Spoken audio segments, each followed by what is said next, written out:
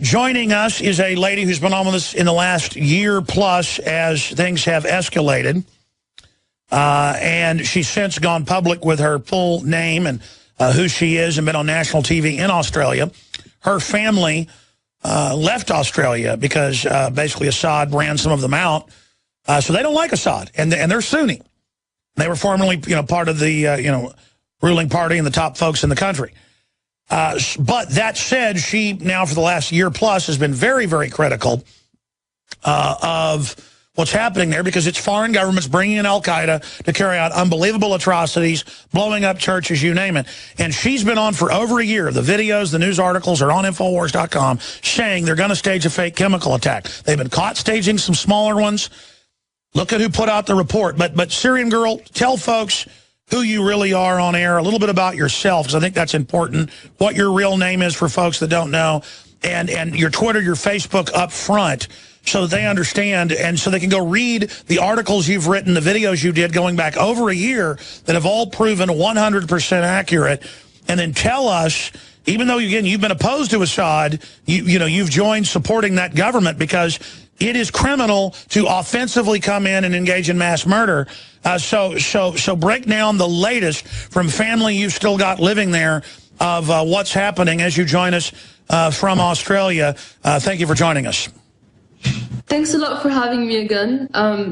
It's a great podium to have that's independent, one of the few podiums that actually listens to this voice, this message that is being drowned out, because I actually don't want to fuel the war in Syria. My intentions from the start is to try to expose the reality of the bigger, grander scheme that's being played here.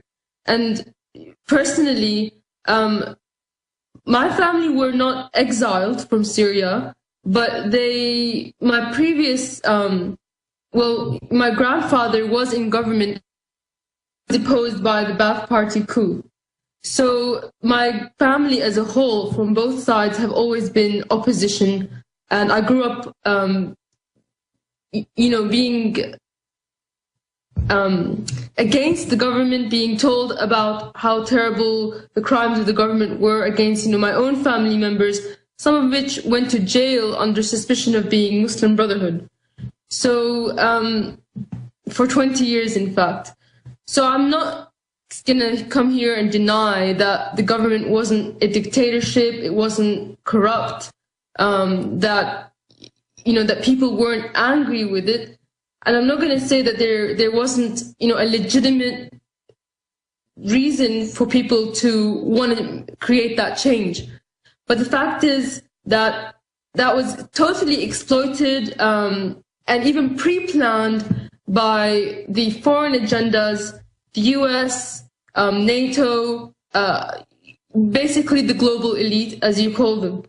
Absolutely. And again, your real name is Mimi al-Laham. You've had a lot of courage. How long since you went public? It's been about a year and a half, right? I believe so, yes.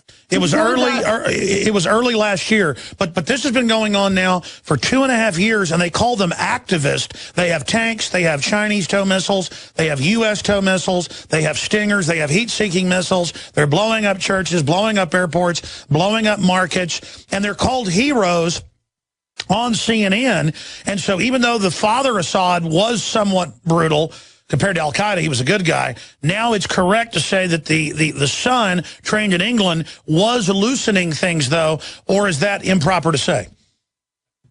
No, he was definitely loosening things. Like, every year I would go back and I would see that people were more open, speaking more openly. The first step he took was to release some political prisoners. But whilst he was doing something good on one hand, on the other hand, you could say that there was government failings in maybe his policy of opening the economy actually made the rich rich and the poor poor. Well, Mimi, absolutely. Always ruling elites do that. That's why you don't want a big centralized government. It will centralize the economy. That's just the way it is. So that said, we've shown the other side that your family's been opposition for 20 years. Now let's shift gears.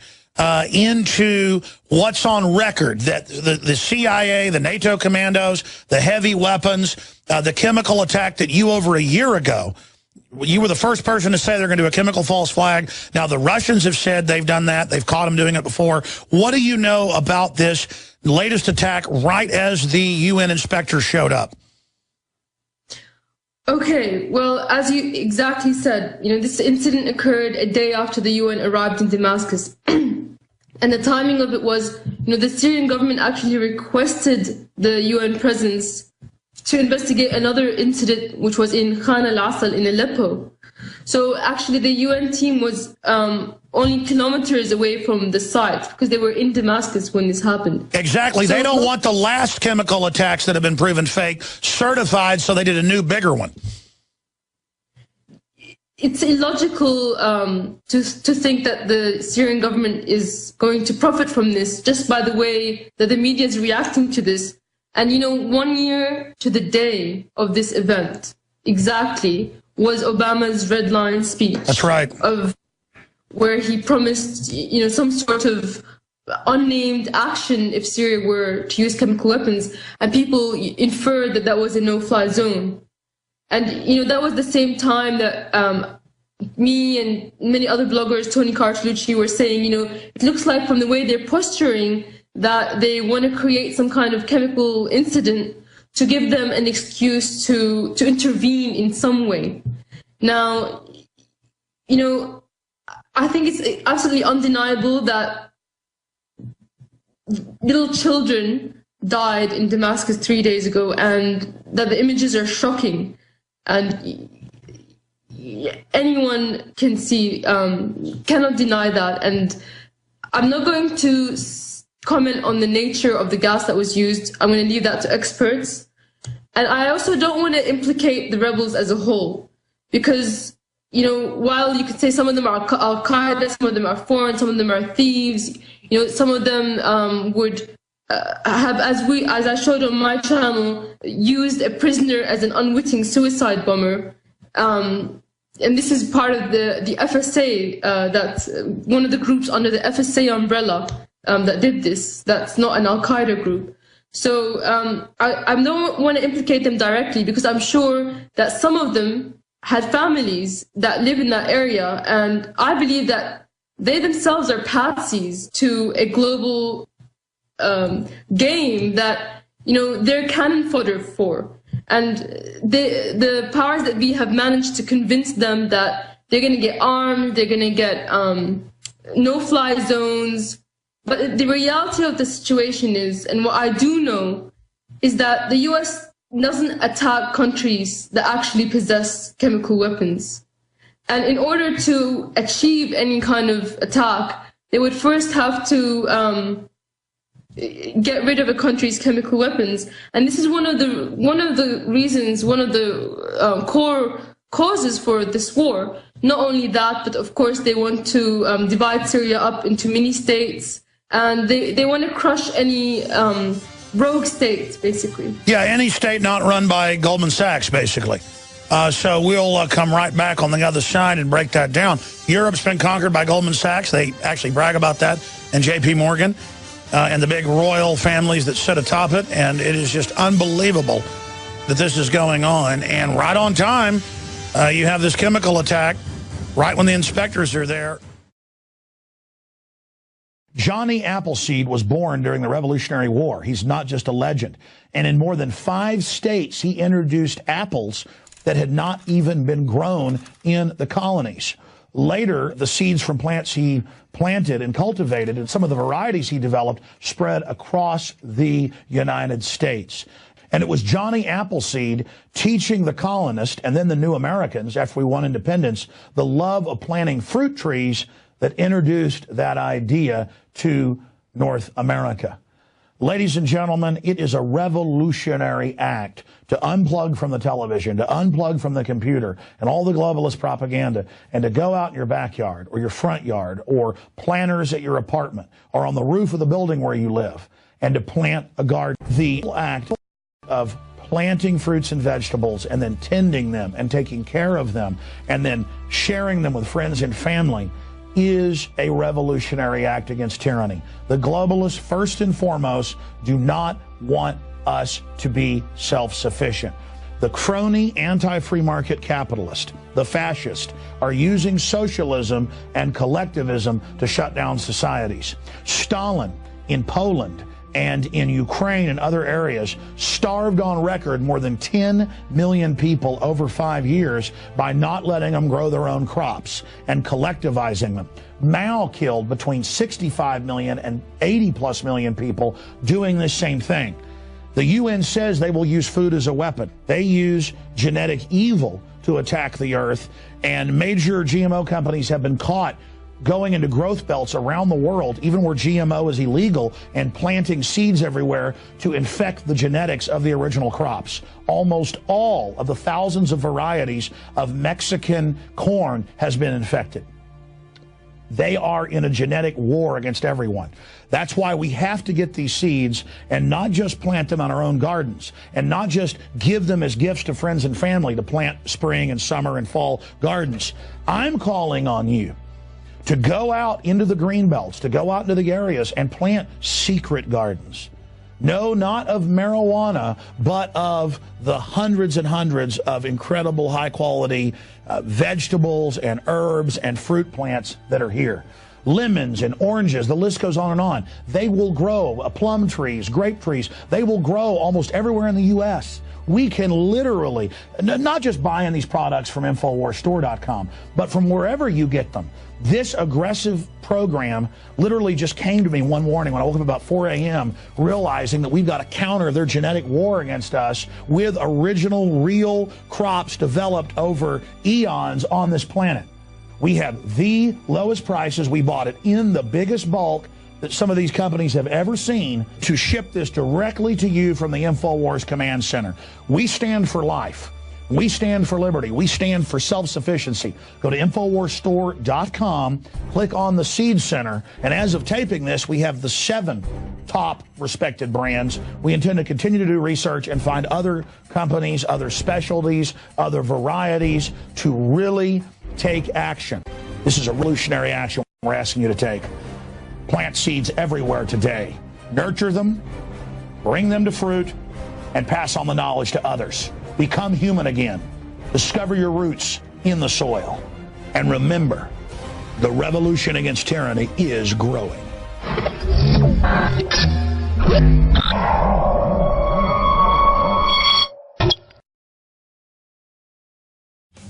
Mimi al-Laham, known as Syrian Girl, before her identity was revealed by Australian TV News,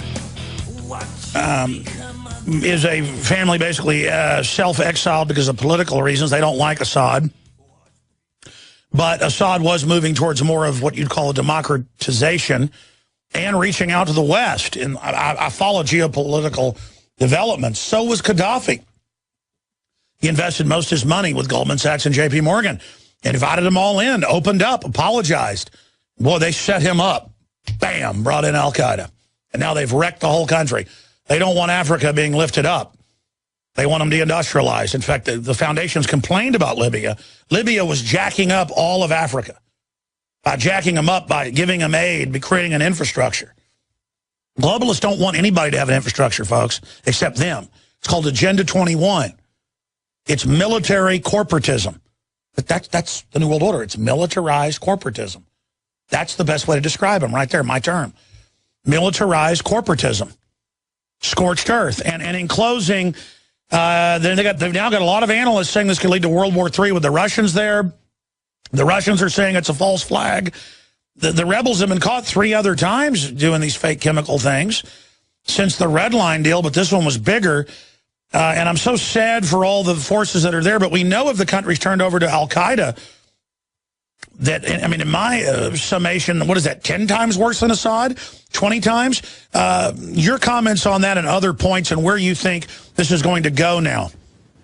I think you headed exactly where I was going to go in that direction. I want to make it clear that as bad as the government used to be, what they have planned to take power in Syria now is going to be 10 times worse, as you said. And you only need to look at history of what happened in Libya and what happened in Iraq to see that the U.S. government's intentions in the region was not democratization. Those governments, those new ones, tortured just as much as the previous ones, if not more so. Only the country that they're in is completely decimated. That's the only difference. And, the fact about Libya, as you said, Gaddafi, he really fell for it. He opened up the gates. He thought, let's be friends. They said in 2003, he probably knew his country would be next on the list. So in 2003, after the Iraq invasion had already begun, he agreed to weapons of mass destruction disarmament.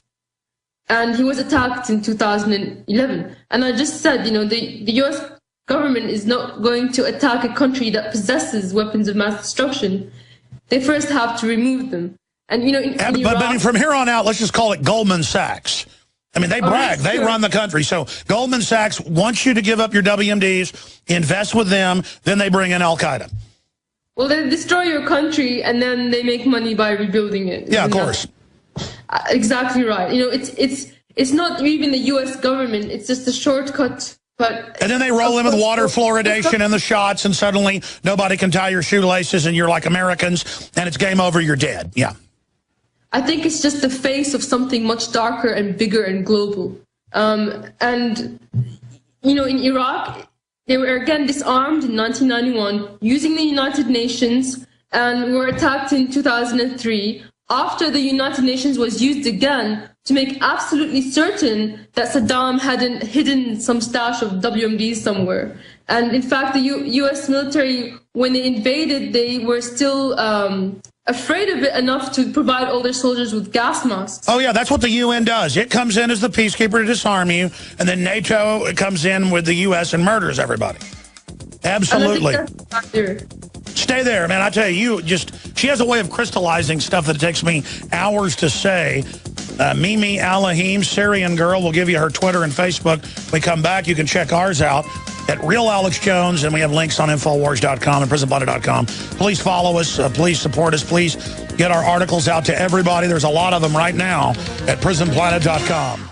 The globalists just don't want to destroy the 8 rogue nations on their list. They've already taken down several of them. They want to destroy all independent nations, the family, anything that can stand against them.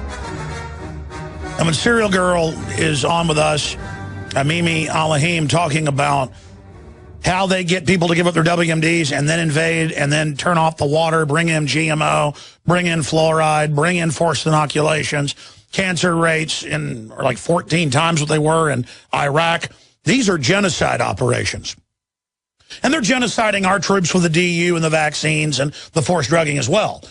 The New World Order, we have a clip of a professor and his students up on Infowars.com today saying, yeah, we need, cut off the food and have genetically engineered bioweapons to get rid of people.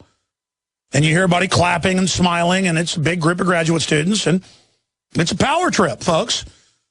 And they see it as exterminating cockroaches. So just understand, good old boys and others that say, oh, let's kill them Arabs. They're killing you, too. So drink your fluoride. Syrian girl, finishing up. We got about 4 minutes in this segment. Other eloquent points you'd like to make about, I see mainstream articles here saying Assad will still win, but it looks like the globalists aren't going to stop. I mean, what do you expect them to do next? I want to make it clear that I predict that there's not going to be a no-fly zone. If the U.S. was going to do that, if the globalists were going to do that, they would have done it 10 red lines ago. The Russian veto wouldn't have stopped them. I think that what they really want to see is disarmament of Syria, and they want to see Syria get balkanized and broken up. Well, yeah, Kissinger said that's what he wants. Kissinger said that, yeah. He absolutely said it, and it was Ron Paul's son, Rand Paul, who said that he heard that they were fighting towards a stalemate as well from another source. So, I just wanted to that end just to give evidence that at the UN, an Israeli ambassador a year ago said that we should expect to see the US, the Syrian government gassing children in the future.